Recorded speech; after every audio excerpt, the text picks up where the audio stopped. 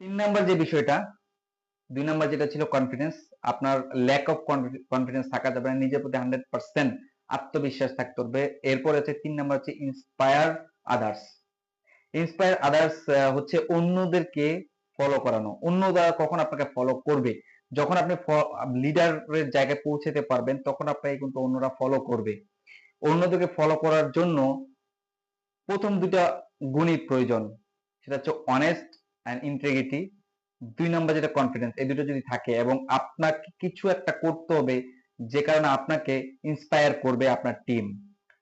তো এই ক্ষেত্রে একটা উক্তি আছে সুন্দর, জন কুইনাসি অ্যাডামের একটা উক্তি ছিল, তিনি বলেছেন if your action inspire others to dream more, learn more, do more and become more, you are a leader.